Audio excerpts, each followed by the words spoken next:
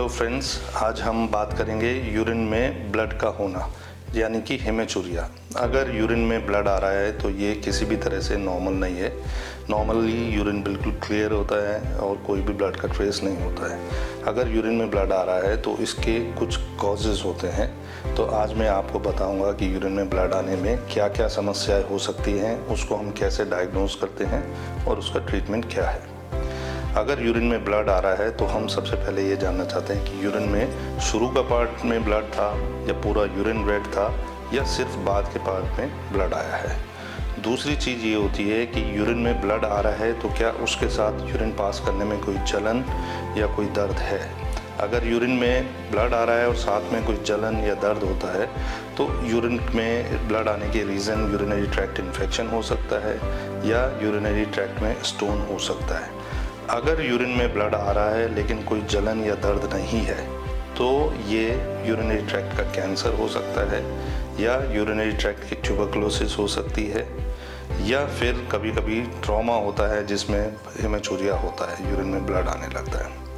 Urine में blood के कारण को डायग्नोज करने के लिए हम लोग कुछ इन्वेस्टिगेशन करते हैं, जिनमें यूरिन रूटीन एक इन्वेस्टिगेशन होता है। यूरिन रूटीन में हमें सैंपल रेडिश नज़र आएगा और माइक्रोस्कोपिक एग्जामिनेशन में उसमें आरबीसीज नज़र आएंगी। दूसरा जो इन्वेस्टिगेशन होता है वो यूरिन कल्चर होता है। यूरिन कल्चर पे हमें बैक्टीरियल इन्फेक्शन के बारे में इंफॉर्मेशन मिलती है। अगर यूटीआई कोई कॉज होगा हेमेचूरिया का तो हमें कोई ना कोई बैक्टीरिया यूरिन कल्चर पे नज़र आएगा और उसको हम अगर ट्रीट करेंगे तो हेमेचूरिया एंड यूटीआई दोनों क्योर हो जाएंगे। तीसरा जो इन्वेस्टिगेशन होता है वो होता है अल्ट्रासाउंड ऑफ केयूबी रीजन।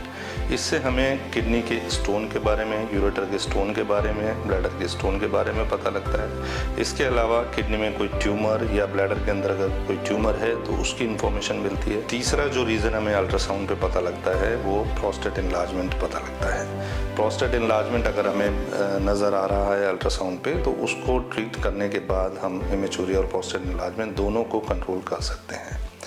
हेमेचूरिया के ट्रीटमेंट का बेसिक जो लाइन ऑफ एक्शन होता है वो ये होता है कि पहले हम सपोर्टिव ट्रीटमेंट देते हैं, जैसे कि हम हेमोस्टैटिक एजेंट देते हैं, ट्रेनेक्सेमिक एसिड देते हैं, जिससे कि ब्लीडिंग बंद हो जाती है। अगर पेशेंट कोई एंटीकोएगुलेंट लाइक इकोस्प्रिन या कॉलस्प्रिन या कोई डिप्लेट टाइप की ड्रग्स चल रही हैं तो हम उसको बंद करते हैं। तीसरा, अगर कोई प्रोस्टेट एनलार्जमेंट है तो उसको हम होल्मियम लेज़र सर्जरी या ट्यूआरपी करके कंट्रोल करते हैं। अगर कहीं भी ब्लैडर में या किडनी एरिया में कोई मैलिग्नेंसी या कैंसर होता है तो उसके हिसाब से स्टेजिंग करके एप्रोप्रिएट ट्रीटमेंट देने से यूरिन में ब्लड का आना बंद हो जाता है। Thank you for watching my video.